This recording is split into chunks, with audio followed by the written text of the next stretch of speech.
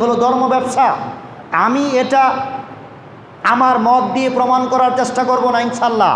তাদের লিখিত কয়েকটা কিতাব আমি হাতে নিয়েছি, 5টা কিতাব যে পীর সাহেবেরা লিখেছেন, এগুলোর আলোকে তাদের ধান্দাবাজি, তাদের ভাওতাবাজি আমরা জানার চেষ্টা করব ইনশাআল্লাহ। আমরা কয়েকটি পয়েন্টে কথা বলবো। 1, পীর অর্থ প্রচলন প্রকারভেদ। 2, পীর প্রথা প্রচলনের কারণ। 3, এই প্রথা শরীয়ত সমর্থন করে কি করে না। 4, পীরদের আকীদা বিশ্বাস। 5, মুরিদের আকীদা বিশ্বাস। 6, পীরদের কারামতি বা ভণ্ডামি। তাহলে আমরা আসি পীর শব্দের অর্থ কি। পীর শব্দটা ফার্সি শব্দ, যার অর্থ হয় বৃদ্ধ, মুরব্বী। আর উর্দুতে যদি পীরের অর্থ করেন তাহলে এটার অর্থ দাঁড়ায় যে বদ লোকের সর্দার, খারাপ লোকের নেতা। অনেকে বলেন যে পীর হলো যে উস্তাদ বা শায়েখ বা শিক্ষক, এর বিপরীতে পীর শব্দটাকে ব্যবহার করা হয়। আসলে পীরটা পারস্যে তথা ইরানে যারা অগ্নি পূজা করত, তাদের যে ধর্মগুরু ছিল তাদের শানে এই পীর শব্দটা ব্যবহার করা হতো। তো সেখান থেকে নকল করে মুসলমানদের মধ্যে যারা ধর্ম ব্যবসায়ী, তাদের নামের সাথে পীর শব্দটাকে জুড়ে দেওয়া হলো। যদি বলেন যে পীর মানে শিক্ষক, ঠিক আছে, পীর মানে শিক্ষক। আপনি মুসলিম হিসাবে বেঁচে থাকার জন্য একজন ধর্মগুরু আপনার আবশ্যক। আপনি একজন ধর্মগুরু বা শিক্ষাগুরু আপনার প্রয়োজন। এই অর্থে আপনি যদি বলেন যে পীর, ঠিক আছে, তাহলে মেনে নিলাম। কিন্তু ধর্মগুরু যিনি আপনাকে ধর্ম শিক্ষা দিবেন, তিনি তো আপনার আশেপাশে হবেন। আপনার বাড়ি হলো গাজীপুর, আপনার পীর সাহেবের বাড়ি হলো সিলেট। ওই মাস্টারের সাথে আপনার কয়দিন যোগাযোগ হবে? বছরে একদিন, 2 বছরে একদিন, 5 বছরে একদিন। কিন্তু আপনার মাস্টার তো আপনার বাড়ির আশেপাশে দরকার। 2 নাম্বার কথা হলো, আপনি তাকে মাস্টার মেনেছেন, সে ভার্সিটির টিচারের যোগ্যতা রাখে, সে অনেক যোগ্য ব্যক্তি, অনেক অভিজ্ঞ। আমি যে প্রাইমারি স্কুলের ছাত্র, আমি যে একেবারে আলিফ বা তাসা পড়ার মতো জ্ঞান আমার নাই, তাহলে আমাকে প্রথমেই এত বড় মাস্টারের কাছে যেতে হবে? কথা কি বুঝলেন না? এই মসজিদের যিনি মুয়াজ্জিন আছে, আমি তো তার কাছে 2 বছর পড়তে পারি। এই মসজিদের যে ইমাম সাহেব আছে, তার কাছে আমি 3 বছর প্রায় পড়তে পারি। যিনি খতিব আছে, তার কাছে পড়তে পারি। এরপর যখন আপনার প্রাইমারি লেভেল শেষ, হাই স্কুল লেভেল শেষ, কলেজ লেভেল শেষ, এবার আপনি ভার্সিটিতে যান। আমি বলছি যে যিনি পীর, তিনি অনেক বড় মানের একজন আলেম, তাহলে আপনি তার কাছে যাবেন। আপনি যদি প্রাইমারি লেভেলের ছাত্র হন আর উনি যদি ভার্সিটি লেভেলের টিচার হয়, তাহলে তো আপনাদের মাঝে সমন্বয় হবে না, আপনি তার কাছে শিখতে পারবেন না। যেমন আমাদের এলাকায় গত বছর, আমি নিজেকে বরত্ব প্রকাশ করার জন্য বলছি না, একটা উদাহরণ দিচ্ছি। একটা মাহফিলে মুজাফফর বিন মাহসিন, মুকাররম বিন মাহসিন, 2 ভাই, আমিও ছিলাম। তো যাই হোক, আমার এলাকা, আমি দাওয়াত দিয়েছি তাদেরকে। তো মুজাফফর বিন মাহসিন হাফিজাহুল্লাহ আলোচনা করলেন, অনেক জ্ঞান ধর্মমূলক আলোচনা করেছেন, আমিও করেছি। তো 2-4 জন বলতেছে, ভাই আপনার আলোচনাই তো আমাদের কাছে ভালো লাগলো। পর আমি যেটা জবাব দিলাম সেটা হলো, ওই দেখেন, আমি সাধারণ মানুষ, সাধারণ বক্তা, আপনি সাধারণ শ্রোতা, আপনার আমার মিল পড়েছে। কিন্তু বক্তা যে অনেক জ্ঞানী, শ্রোতা যে কম দামি। বক্তা যে অনেক জ্ঞানী আর আপনি আমি শ্রোতা হিসাবে যে কম দামি। কারণ এখানে তো একটা ম্যাচিং হওয়া লাগবে, যোগ্যতার সমপর্যায়ের হওয়া লাগবে। তাহলে অনেক বড় মাপের আলেমদের কাছ থেকে কথা বুঝতে হলে আপনার ন্যূনতম বিদ্যা বুদ্ধি লাগবে, নতুবা আপনি তার কথা বুঝতে পারবেন না। তাহলে আপনি প্রাইমারি স্কুলের ছাত্র, প্রথমে আপনি ভার্সিটি টিচারের কাছে যান, তার কাছ থেকে শেখার আপনার কিছুই নাই। তো যাই হোক, পীর প্রচলন আমরা এবার জানবো। 50 হিজরি থেকে 150 পর্যন্ত পীর প্রথা তথা সুফিবাদ, এই সুফিবাদ থেকেই পীরের আগমন। এটা কুফার ভিতরেই সীমাবদ্ধ ছিল, এর বাহিরে কোনো এটার বিস্তৃতি, এটার পরিসর ছিল না। অতঃপর 250 হিজরিতে ইহুদি যে ছদ্মবেশ ধারণ করে মুসলমান হয়েছিল, আব্দুল্লাহ ইবনে সাবা, তার ষড়যন্ত্রে রবি বিন হাইসামের নেতৃত্বে সর্বপ্রথম কুফার মসজিদগুলিতে সুফিবাদের উপর প্রকাশ্য আলোচনা সমালোচনা শুরু হয়।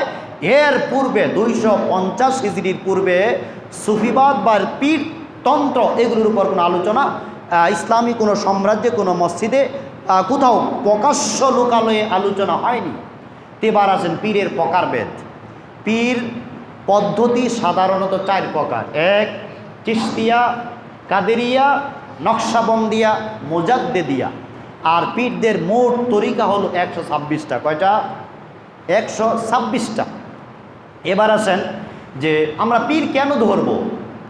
পীররা আপনাকে যেটা বোঝাবে, পীর ধরার যত দলিল আছে তার 1 নাম্বার দলিল হলো আমি যে আয়াতটি পেশ করেছিলাম সূরাতুল মায়েদার 35 নম্বর। আল্লাহ বলছেন, ইয়া আইয়ুহাল্লাযীনা আমানুত্তাকুল্লাহ, হে ঈমানদার আল্লাহকে ভয় করো, ওয়াবতাগু ইলাইহিল ওয়াসিলা, তোমরা তার নিকটে ওসিলা তালাশ করো।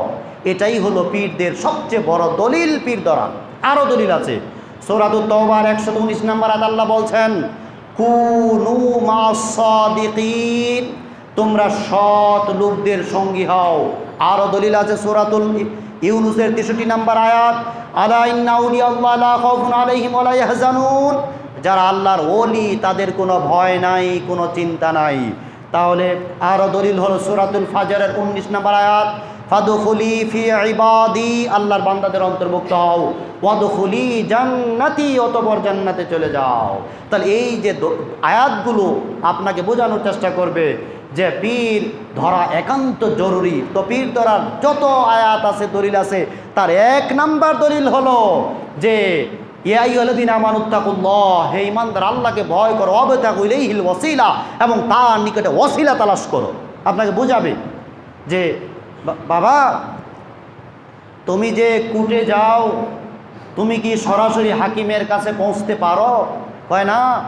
জজ এর কাছে তুমি কি সরাসরি পৌঁছতে পারো? কয় না। কয় কি লাগে? কয় উকিল লাগে, মিডিয়া লাগে, মাধ্যম লাগে। কয় তুমি যেই না পাপি তাপি, তুমি মিডিয়া বা মাধ্যম ছাড়া আল্লাহর কাছে সরাসরি যাওয়ার কোনো সুযোগ নাই। নাউজুবিল্লাহ। এই আকীদা যারা পোষণ করে তারা কাফের। তারা কি? কাফের। কিভাবে কাফের আমি আপনাকে বোঝানোর চেষ্টা করছি। মক্কার মুশরিকেরা কি আল্লাহকে বিশ্বাস করতো না? কথা কি বুঝতেছেন? পৃথিবীতে যত লোক আছে 2 প্রকার, আস্তিক, নাস্তিক। মানে কাফের, আরেকটা হলো কি মুমিন, বিশ্বাসী। আস্তিক মানে আল্লাহর অস্তিত্বে বিশ্বাসী, নাস্তিক মানে আল্লাহর অস্তিত্বে অবিশ্বাসী। আবার যারা আস্তিক, আল্লাহর অস্তিত্বে বিশ্বাস করে, এদের মধ্যে এরা 2 প্রকার। 1 নাম্বার হলো মুমিন, 2 নাম্বার হলো মুশরিক। 1 নাম্বার হলো যারা আল্লাহকে বিশ্বাস করে কোনো মিডিয়া মাধ্যম ছাড়া, আর 2 নাম্বার হলো যারা আল্লাহকে বিশ্বাস করে কোনো মিডিয়া বা মাধ্যম দিয়ে। তাহলে যে মিডিয়া বা মাধ্যম, এই প্রকার একটা ঈমানদার আছে যারা বলে আল্লাহকে সরাসরি পাওয়া যায় না, আল্লাহকে পেতে হলে মিডিয়া বা মাধ্যম লাগে। যেমন মক্কার মুশরিকেরা কিন্তু ঈমানদার ছিল, তারা কি আল্লাহকে বিশ্বাস করতো না? আল্লাহ রাসূল সাল্লাল্লাহু আলাইহি ওয়াসাল্লাম যাদের সাথে যুদ্ধ করেছেন, জিহাদ করেছেন, যাদেরকে হত্যা করেছেন, ফাঁসি দিয়েছেন, যাদেরকে শুলি কাষ্ঠে ঝুলিয়েছেন, তারা কি আল্লাহর অস্তিত্বে বিশ্বাসী ছিল না? একাধিক দলিল এবং প্রমাণ আমি আপনাকে দেখাতে পারবো। এমনকি আবু জাহাল, যাকে আল্লাহ রাসূল সাল্লাম এই যুগের ফেরাউন বলেছেন, বদরের যুদ্ধের পূর্বক্ষণে ফজরের নামাজের পর আবু জাহেল দোয়া করে আল্লাহর কাছে। কার কাছে দোয়া করে? আল্লাহ, এই যে একটা লোক অর্থাৎ নবী মুহাম্মদ সাল্লাল্লাহু আলাইহি সাল্লাম আমাদের মধ্যে আগমন করে আমাদের মধ্যে ফিতনা ফাসাদে দেশটা ভরিয়ে দিয়েছে, বাপ বেটার মধ্যে দ্বন্দ্ব লাগিয়ে দিয়েছে, ঝগড়া বিষাদ বিড়ম্বনায় আমাদের সমাজটাকে কলুষিত করে ফেলেছে। আল্লাহ, তুমি তার মধ্যে আমার মধ্যে একটা চূড়ান্ত ফয়সালা করে দাও। তারা আল্লাহ কি চূড়ান্ত ফয়সালা করে নাই? তার দোয়া কি আল্লাহর কাছে কবুল হয় নাই? আবু জাহেলের দোয়া আল্লাহর কাছে কবুল হয়েছে। চূড়ান্ত ফয়সালা মানে কি? আবু জাহেল কতল, আবু জাহেল নিহত, আর মুহাম্মদ সাল্লাম কি? বিজয়। তো বলছিলাম, তাহলে তো ওই আবু জাহেল আল্লাহকে বিশ্বাস করতো, তারা কুরবানি করত, হজ করত, কাবা ঘর নির্মাণ করার সময় তারা বলছিল আল্লাহর কসম, একটা হারাম টাকা কাবা ঘরে আমরা লাগাবো না। আব্দুল মুত্তালিব কাবা ঘরের কড়ায় হাত দিয়ে বলছিল, আল্লাহ, আবরা বাদশাহ তোমার ঘরকে ভাঙার জন্য এসেছে, তাদের বিরুদ্ধে দাঁড়ানোর মতো, মোকাবেলা করার মতো শক্তি আমাদের নাই। আল্লাহ, আমরা আমাদের সহায় সম্পত্তি বিবি বাচ্চাদেরকে নিয়ে পাহাড়ের গিরিগুহায় আশ্রয় গ্রহণ করলাম, আর এই কাবাকে হেফাজত করার দায়িত্ব তোমার হাতে ন্যস্ত করলাম। সুবহানাল্লাহ। তাহলে কি বুঝলেন? আব্দুল মুত্তালিব কি তাহলে আল্লাহতে বিশ্বাসী ছিল না? আব্দুল মুত্তালিবের ছেলেই তো আব্দুল্লাহ, নবীজির পিতা। তাহলে আব্দুল্লাহ মানে কি আল্লাহর বান্দা না? তাহলে তারা যেভাবে নাম রাখতো আব্দুল আল্লাহর বান্দা, সেভাবে নাম রাখতো কি আব্দুল উজ্জা, উজ্জার বান্দা। উজ্জা একটা মূর্তি ছিল, আব্দুল্লাহ লাতের বান্দা, আব্দুল মানাত মানাতের বান্দা, মানে এগুলো মূর্তি। তার মানে তারা যেভাবে আল্লাহকে বিশ্বাস করত, সেভাবে আবার মূর্তিকেও বিশ্বাস করত। তো বলছিলাম মাধ্যম ছাড়া আল্লাহকে পাওয়া যায় না, এটা ওই মক্কার মুশরিকদের আকীদা। মাধ্যম ছাড়া আল্লাহকে পাওয়া যায় না, এটা ওই হিন্দুদের আকীদা। হিন্দুরা বলছেন সরাসরি তুমি আল্লাহকে পাবে না, মূর্তির উপাসনা করো, এর মাধ্যমে তুমি আল্লাহকে পেয়ে যাবে। ইহুদিরা বলে আল্লাহকে সরাসরি পাওয়া যাবে না, উজাইর ইবনুল্লাহ, উজাইর হলেন আল্লাহর বেটা, তার ইবাদত করো, তার মাধ্যমে আল্লাহকে পাবে। খ্রিস্টানরা বলে আল্লাহকে সরাসরি পাওয়া যাবে না, মারিয়াম এবং ঈসার ইবাদত করে, এর মাধ্যমে তোমরা আল্লাহকে পাবে। তাহলে আপনি যে বললেন যে বিশ্বাস ছাড়া, মাধ্যম ছাড়া আপনি আল্লাহকে পাবেন না, তাহলে এই আকীদা টোটালি কুফরি আকীদা এবং শিরকি আকীদা। এই কারণে আপনাকে ইসলাম থেকে বের করে দেওয়া হবে। আপনি পিশাব ধরতে পারেন, শিক্ষাগুরু হিসাবে ধরতে পারেন। যদি কোনো পিশাব বা মুরিদ এই আকীদা বিশ্বাসে পীর ধরে যে ওসিলা, মাধ্যম, যে আমি সরাসরি আল্লাহর কাছে যোগাযোগ করতে পারবো না, আমাদের কি লাগবে? মাধ্যম লাগবে। আমি পাপী তাপী গুনাহগার, আমি আল্লাহকে ডাকতে পারবো না। আচ্ছা, এই গাজীপুর উপজেলায় কি এমন কোনো পাপী ব্যক্তি আছে যে 100টা খুন করছে? কথা কি বুঝতেছেন? এই বাংলাদেশে খুঁজে কি পাওয়া যাবে 100টা খুন করছে? তাহলে এত খারাপ মানুষ বাংলাদেশে বসবাস করে না। বনি ইসরাইলের এক লোক কয়টা খুন করেছিল? 99টা। কয়টা? 99টা। 99টা হাদিসটা সহিহ বুখারী। 99টা খুন করার পরে এক আলেমের কাছে গেল, বলছে আমার কি পাপ মাফ হওয়ার কোনো উপায় আছে? কয় না, কোনো উপায় নাই। এত বড় পাপ কি আল্লাহ মাফ করে? তখন বলে মাফ যদি নাই করে তোমাকে রেখে আর লাভ কি, তোমাকেও সাইজ করে দিলাম। তো কয়টা হলো? 100। দেখেন ফতোয়া ভুল হয়ে যায়।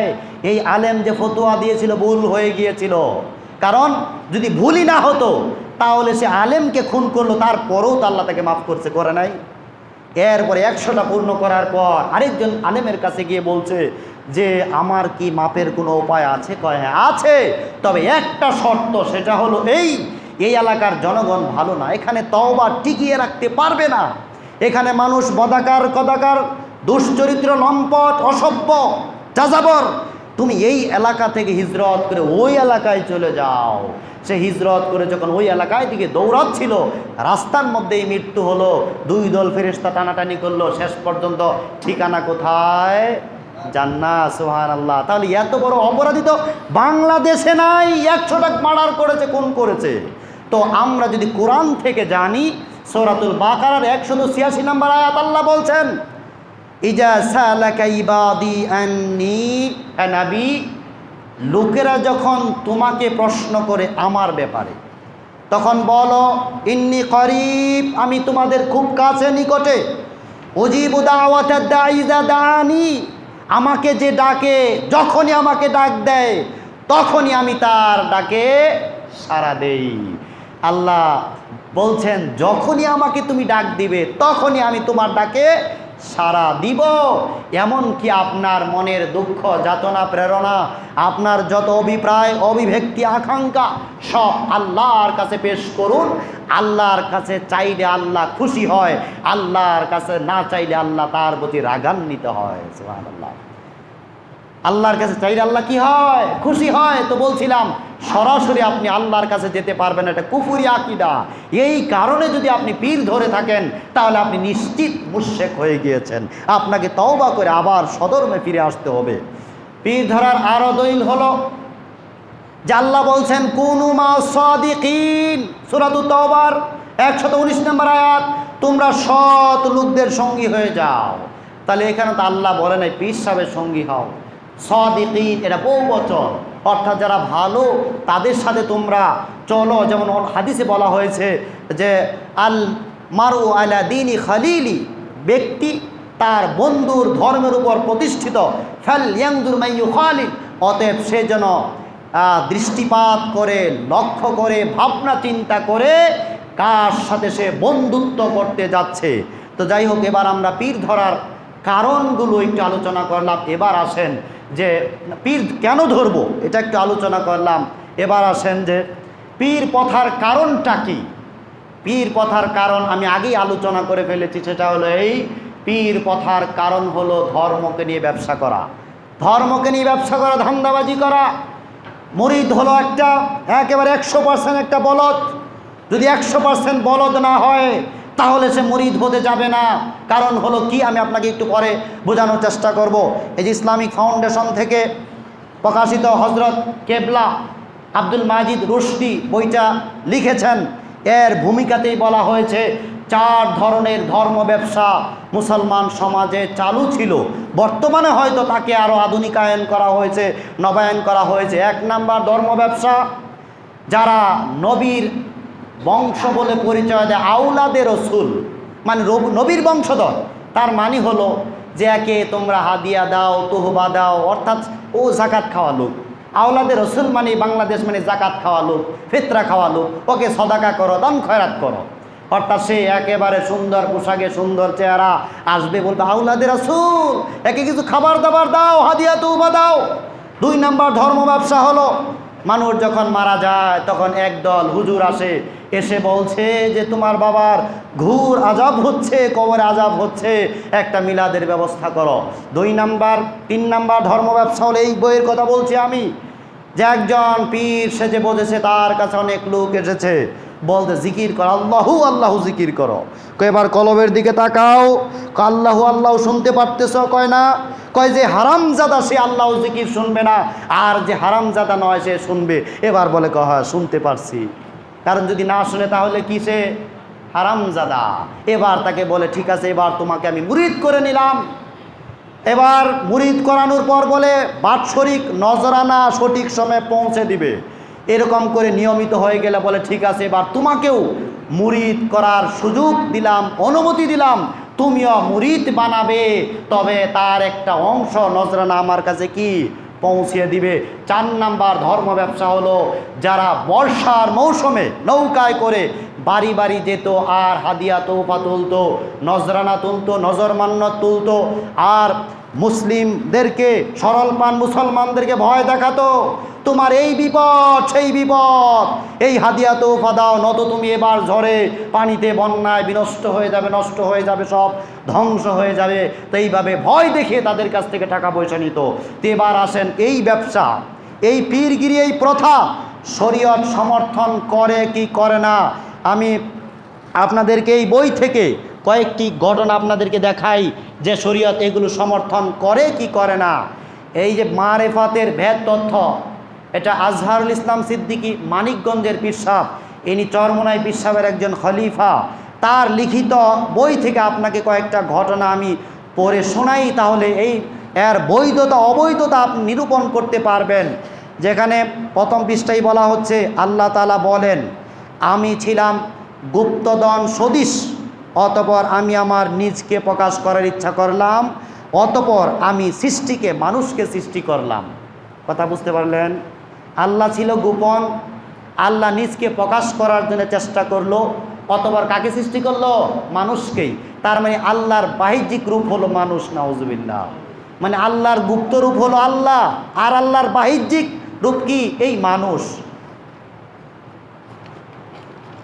তারপরে দেখেন যে এই বইয়ে আরেকটা আলোচনা করা হয়েছে যে আহাদ, আহমদ। আহাদ মানে কে? আল্লাহ। আহমদ মানে কে? নবী মুহাম্মদ সাল্লাম। মাঝে মিমের ব্যবধান। আহাদ আর আহমদ একটা মিম কম বেশি। আহাদ মানে আল্লাহ, আহমদ মানে হলেন মুহাম্মদ সাল্লাল্লাহু আলাইহি সাল্লাম। আহাদ আলিফ বা হামজা হা দাল, আহমদ মানে হলো হামজা হা মিম দাল, তাহলে মিমের ব্যবধান। সাধন করিয়া দেখ কে কার প্রাণ, সাধন করিয়া দেখ কে কার প্রাণ। আহাদকে আহমদকে মানে বোঝাতে চাচ্ছেন দুইজনের মাঝে কোনো পার্থক্য নাই। তারপরে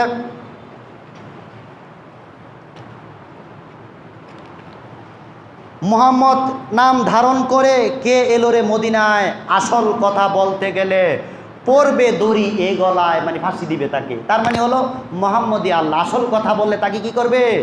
ফাঁসি দিবে। মানে মুহাম্মদ নাম ধারণ করে যিনি আসলেন তিনি আল্লাহ, আসল কথা বললে মানুষ মানবে না, তাকে ফাঁসি দিবে। তারপরে বলছেন যে মেরাজে গিয়ে নবী বলছেন দাঁড়ান আবু বকর নবী মুহাম্মদ সাল্লামকে ডাক দিয়ে বলছেন, মেরাজে যখন নবী মুহাম্মদ সাল্লাল্লাহু আলাইহি ওয়াসাল্লাম আল্লাহর সান্নিধ্যে গেলেন, কাছে গেলেন, আবু বকর দুনিয়া থেকে মেরাজে আল্লাহ রাসূলকে ডাক দিয়ে বলছেন, হে মুহাম্মদ সাল্লাল্লাহু আলাইহি ওয়াসাল্লাম দাঁড়ান, আপনার প্রভু নামাজ পড়ছেন, আল্লাহ নামাজ পড়তেছে। এরপরে এই বইটা আরেকটু লেখা আছে যে আসল মানুষের ভিতরে আল্লাহ বিরাজমান। আসল মানুষের ভিতরে কি? আল্লাহ, মানে কলবের ভিতরে কি আছেন? আল্লাহ আছেন। আরেকটু ক্লিয়ার করে বলা হয়েছে 26 পৃষ্ঠায় যে এই মানুষের ভিতরে একটা গোশতের টুকরা আছে, তার ভিতরে কলব, তার ভিতরে ফুয়াদ, তার ভিতরে রূহ, তার ভিতরে সের, তার ভিতরে নূর, আর নূরের ভিতরে কে? আল্লাহ। নাউজ। আল্লাহ কোথায়? আল্লাহ কোথায়? আর রহমান আলাল আরশ ইস্তাওয়া, আল্লাহ আরশে সমাসীন। আরশ কোথায়? 7 আসমানের উপর হলেন সাগর, নদী। এই নদীর উপর হলো আল্লাহর কুরসি, এই কুরসির উপর হলেন আল্লাহর আরশ। তাহলে আল্লাহ আরশে সমাসীন। ইমাম আবু হানিফা রাহিমাহুল্লাহ বলছেন, যদি কেউ বলে আল্লাহ কোথায় আমি জানি না, তাহলে সে কুফরি করলো। কেন? আল্লাহ তো স্পষ্টই কোরআনে বলেছেন রহমান আরশের উপর সমাসীন। তারপরে দেখেন যে এখানে এই যে ঘটনাতে বুঝলাম যে আমরা মানুষের ভিতরে মানুষ আছে, তাহলে ওই মানুষটা কে? আল্লাহ। এবার আরেকটু আশ্চর্যের বিষয় দেখেন, এই মানুষের মরণ নেই, জন্ম হয়েছিল কোনো একদিন, এই মানুষেরই কবরে আযাব হবে, এই মানুষেরই কবরে আযাব হবে। তাহলে কার আযাব হচ্ছে? মানুষের ভিতরে কোন মানুষ থাকে? আল্লাহ থাকে না। তাহলে কবরে আযাব কে পাচ্ছে? মানুষে পাইতেছে না, আযাব পাইতেছে কে? ওই তারপরে দেখেন যে এখানে বলা হচ্ছে যে রাসূল সাল্লাম বলছেন, আমি আমার প্রভুকে দাড়ি মুছবিহীন যুবকের আকৃতিতে দেখেছি। নাউজুবিল্লাহ। সে আমার নবীকে, আল্লাহ রাসূল সাল্লাম বলছেন মিরাজে যে আমি আমার প্রভুকে দাড়ি মুছবিহীন যুবকের আকৃতিতে দেখেছি। আল্লাহ কি সৃষ্টির সাথে সম্পৃক্ত? সৃষ্টির সাদৃশ্য? আল্লাহ কি বলছেন কোরআনে? লাইসা কামিসলিহি শাই, তার অনুরূপ কোনো কিছু নাই, অর্থাৎ তার মতো সাদৃশ্যপূর্ণ কোনো কিছু নাই। তার অত্র বইয়ে আরেকটু শিরকি আকীদা আপনাদেরকে বলি যে বারজাখ কি। এখানে বলা হয়েছে যে বারজাখ কি? বারজাখ হলো মুর্শিদের আসল রূপ। বারজাখ মানে হলো কবরের জগৎ। কবরের জগৎ কি? মুর্শেদ মানে আপনার পীর সাহেবের আসল রূপ। ওই যে মুনকার নাকির তো কেউ না, ওটা কি আপনার পীর সাহেব? ওটা কে? পীর সাহেব। আরও স্পষ্ট করা হয়েছে মুর্শেদ মাওলার মধ্যে এবং মুরিদের মধ্যে কবরের জগতে কাজ করে। মানে ওই যে কবরে মুনকার নাকির যে আসবে মাওলার মধ্যে এবং মুরিদের মধ্যে যাবে, এবং পীর সাহেব ওই কবরে গিয়ে মুরিদদেরকে ওই মুনকার নাকিরের প্রশ্ন থেকে কি করবে? বাঁচিয়ে দিবে। এবার যদি আমরা তাদের আরও কিছু কথা, যে পীর সাহেবের কথা যুক্তি ছাড়া মুর্শিদের কথা বিনা বাক্যে মেনে নিতে হবে। নিজের বুদ্ধি বিবেক যুক্তি কিতাবি ইলম সবই বিসর্জন দিয়ে মুর্শিদের কথায় অন্ধভাবে কাজ করতে হবে। তা আমি বলছিলাম যে একেবারে খাঁটি বলদ না হলে মুরিদ হয় না, খাঁটি বলদ না হলে মুরিদ হবে না। কারণ এখানে আপনি খেয়াল করেন, এই পড়াটা আপনি খেয়াল করুন, যুক্তি ছাড়া মুর্শিদের বাক্য বিনা দ্বিধায় মেনে নিতে হবে। নিজের বুদ্ধি বিবেক বিদ্যা যুক্তি এবং কিতাবি ইলম সবই বিসর্জন দিয়ে মুর্শিদের কথায় অন্ধভাবে কাজ করতে হবে, অন্ধভাবে কাজ করতে হবে। আরও বলা হয়েছে যদি পীর সাহেব শরীয়ত বহির্ভূত কোনো কাজ তোমাকে করতে বলে তাহলেও তুমি সেটা করে ফেলবা, পীর সাহেবকে প্রশ্ন করা যাবে না। তাহলে এইরকম বলদ দেশে কমই হয় যে বলবে যে আমি সব অন্ধভাবে মেনে নিব। আল্লাহ কোরআনে কি বলছেন? আল্লাহ বলছেন সূরাতুল ইউসুফের 108 নম্বর আয়াত, কুল হাদিহি সাবিলি, হ্যাঁ নবী আপনি বলুন এটাই আমার পথ। আদউ ইলাল্লাহি আলা বাসীরাতিন, আমি আল্লাহর দিকে তোমাদেরকে ডাকি জেনে বুঝে শুনে। আনা ওয়া মানিত্তাবানি, আমি এবং আমার অনুসারীরা আল্লাহর দিকে তোমাদেরকে ডাকি জেনে বুঝে। বিল বাইয়িনাতি ওয়াজ জুবুর, অন্য আয়াতে বলা হয়েছে স্পষ্ট প্রমাণ এবং দলিল সহকারে তোমাদেরকে আমরা দিন ধর্মের দিকে ডাক দেই। আল্লাহ যেটা বলছেন ফাসআলু আহলা যিকর, যারা জানো না, যারা জানে তাদেরকে জিজ্ঞাসা করো। বিল বাইয়িনাতি ওয়াজ জুবুর, স্পষ্ট প্রমাণ এবং দলিল সহকারে। আর এই পীর সাহেব তার মুরিদদেরকে প্রথমে অন্ধ বানিয়ে দিল। বলল কি যে তার কথা অন্ধভাবে মেনে দিতে হবে, কোনো ধরনের যুক্তি তর্ক করা যাবে না, তার সামনে জিন্দা মরা সাজতে হবে, তার মানে নাড়াচাড়া করা যাবে না। আর তার ব্যাপারে আপনি শিরকি কর্মকাণ্ড ব্যাপারে আমি আর দুইটা উদাহরণ দিচ্ছি। এবং এরা যে কোরআনের আয়াত পরিবর্তন করে, কোরআনের আয়াত দেখেন এইখানে বইয়ের 62 পৃষ্ঠায় বলা হয়েছে যখন তুমি মুরাকাবা করবে তখন আলাম ইয়ালাম বিআন্নাল্লাহা ইয়ারা, সূরা ইকরার আয়াত 29 পারা। এই আয়াতটাকে এভাবে পাঠ করবে না, তখন এভাবে পাঠ করবে আলাম তা'লাম বিআন্নাল্লাহা ইয়ারা। আছে আয়াত কোরআনে আছে কি আলাম ইয়ালাম। মুরাকাবা মুশাহাদার সময় তুমি পাঠ করবে কি আলাম তা'লাম, ইয়ালামকে তা'লাম বানাও। তাহলে মুসলমান না কাফের? কথা কি বুঝেন নাই? যে আল্লাহর আয়াতকে পরিবর্তন করে আপনি তাকে মুশরিক বলবেন না কাফের বলবেন? নিশ্চিত তারা মুশরিক এবং কাফের। আরেকটা আয়াত দেখেন বলছে আনা মাকুম আইনামা কুনতুম, এই আয়াতটা সূরা হাদীদের 4 নম্বর আয়াত।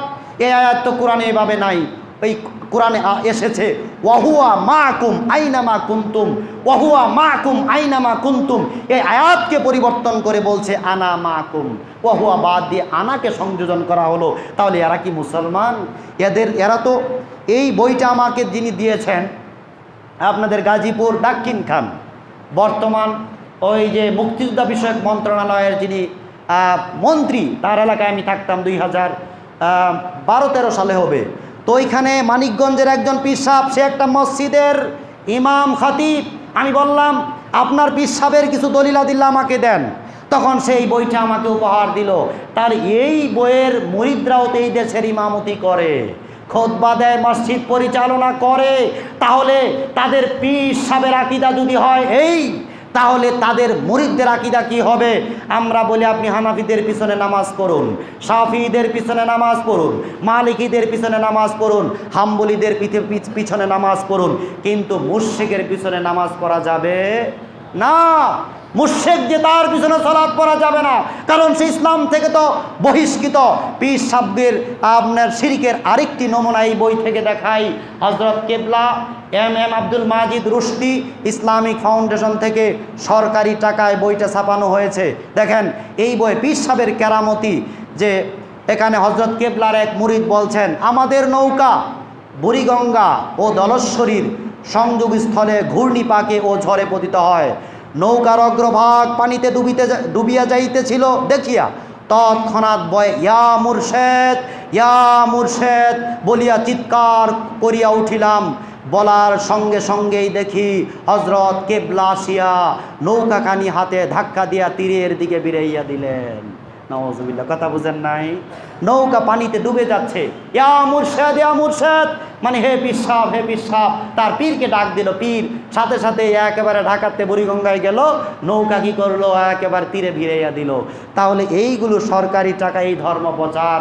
তাহলে বলছিলাম যে পীরদের আরও কত জঘন্য নগণ্য নিকৃষ্ট আকীদা আছে। তো এইখানে বলছি যে পীর ধরা শরীয়ত সমর্থন করে কি করে না, যদি আল্লাহ আমাকে তৌফিক দেয় পরবর্তী বেলার চেষ্টা করব।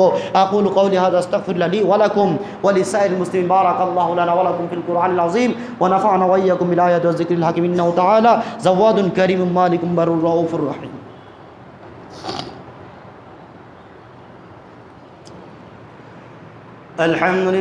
আলহামদুলিল্লাহ নাহমাদুহু ওয়া নাস্তাঈনুহু ونستغفره ونؤمن به ونتوكل عليه ونعوذ بالله من شرور أنفسنا ومن سيئات أعمالنا من يهده الله فلا مضل له ومن يضلله فلا هادي له فأعوذ بالله من الشيطان الرجيم بسم الله الرحمن الرحيم إن الله وملائكته يصلون على النبي يا أيها الذين آمنوا صلوا عليه وسلموا تسليما اللهم صل على محمد وعلى آل محمد كما صليت على إبراهيم وعلى آل إبراهيم إنك حميد مجيد اللهم بارك على محمد وعلى آل محمد كما باركت على إبراهيم وعلى آل إبراهيم إنك حميد مجيد اللهم أعز الإسلام والمسلمين وأذل الشرك والمبتدعة والمشركين اللهم انصر من نصر الدين محمد صلى الله عليه وسلم واجعلنا منهم واخذل من خذل الدين محمد صلى الله عليه وسلم ولا تجعلنا منهم عباد الله رحمكم الله إن الله يأمركم بالعدل والإحسان وإيتاء ذي القربى وينهى عن الفحشاء والمنكر والبغي يعظكم لعلكم تذكرون واذكروا الله يذكركم وادعوه يستجب لكم ولذكر الله تعالى وعلا وأجل وأتم وهم وأعظم وأكبر السلام عليكم ورحمة الله